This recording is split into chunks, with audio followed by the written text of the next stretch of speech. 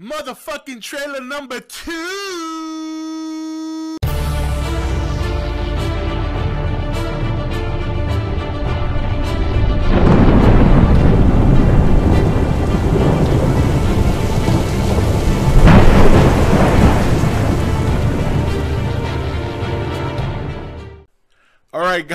All right, guys, welcome back. I don't even know where to begin. I don't know where to begin. I definitely was. I was expecting an excellent trailer. I don't think I was expecting something that epic. I think they gave us a lot. I've watched the trailer now about 10 times. A couple of times I slowed it down. First of all, it's a great trailer. I mean, the sheer epicness of what's going to happen when these monsters emerge is so evident. All this time, we've believed that the path of destruction is Japan, Hawaii, and San Francisco. Now, I think that may be Godzilla's path of destruction, but it looks like the Mutos, and it's funny, again, I made a video about this some time ago, asking the question, will we see the Mutos worldwide?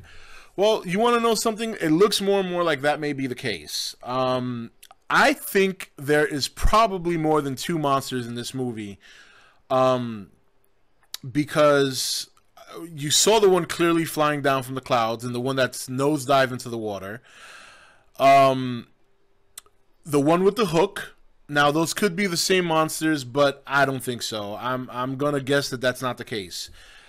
Then we see another Muto, seems to have something of its self, whether it's a tentacle or whatever the case may be, wrapped around what looks like a nuclear bomb and sucking the energy.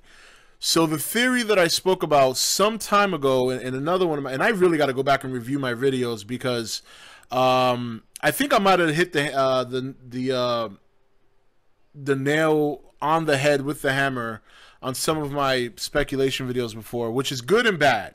It's good because, you know, it's nice to call some stuff, but it's bad because I might be spoiling the movie for myself and other people. But I gotta say, it looks like obviously nuclear energy is what they're attracted to.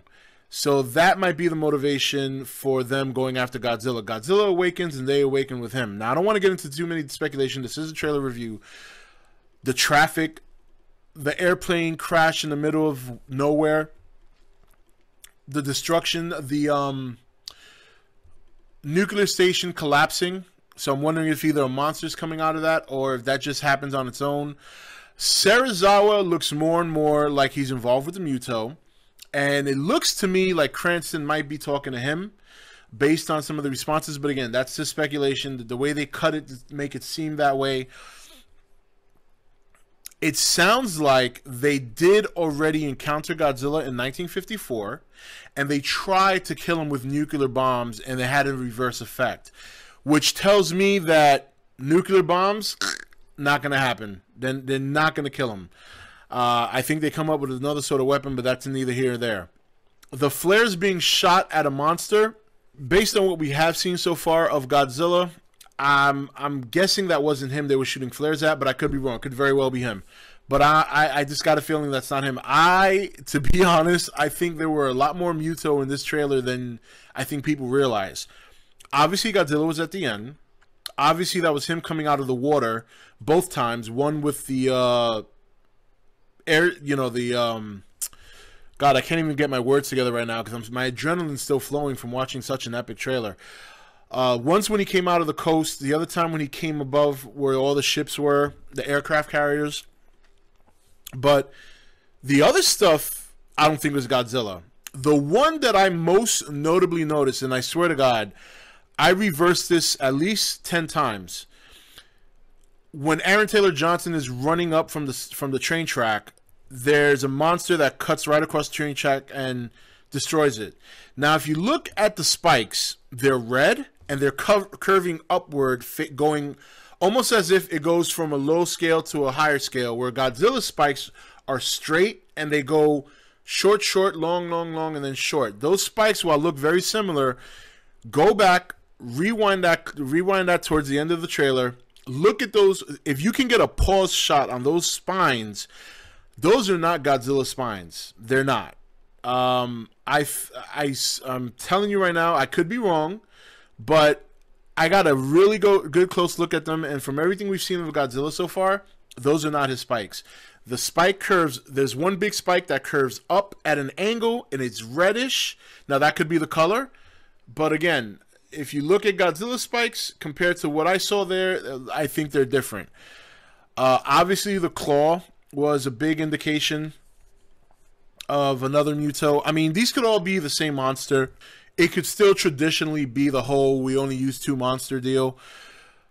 The Cranston speech and now seeing his face is incredible. You hear how Sally Hawkins, I believe that it's her talking in the background. Aaron Taylor Johnson asking, can you kill it? There's this shit going on. The planes dropping out of the sky. The sheer destruction, and this destruction is not isolated. The Mutos, even though we didn't see much, we got to see something, which was great. Fantastic. That was just, you couldn't beat that. And I know a lot of people are going to start saying that's Rodan flying from the sky. There's not enough conclusive evidence to say that it could possibly a Toho monster homage. But you do see some features that were teased that lends you to believe that that's a possibility. I still very much believe it's a possibility, but I got to be honest right now, from what we saw, very little of what we saw, I got to believe that we won't be disappointed either way, because if it's a homage to a legendary, to a Toho monster, it looks like they're going to look fantastic. If it's an original creation, so far, the glimpses I've seen looks fantastic. It really does. The monster with the hook, I think the 2 things people are going to jump on right now, this trailer, they're going to jump on the hook possibly being Gigan, and they're going to jump on the monster flying down into the ocean being Rodan or another flying monster. There's not enough conclusive evidence, but I like that speculation. I'm not going to lie, when I saw the hook, the first thing I thought of was Gigan. Obviously, his hooks are a lot different, but again, if he's playing homage to Toho monsters, obviously they're going to have a much different look. Very interesting. I mean, this trailer was excellent.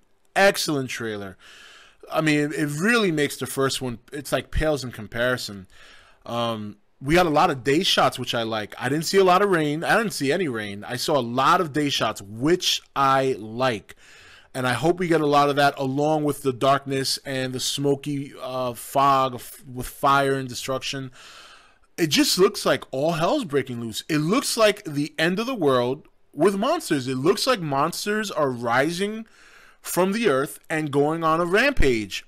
I didn't get the feeling, looking at this trailer, I did not get the feeling that there's just 3 monsters in this movie.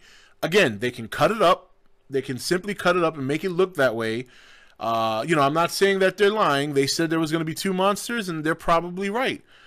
But boy, the way they put that trailer together, you would think it's fucking monsters all over the place. And if there are, I wouldn't be surprised. I mean, why would they want to give everything away?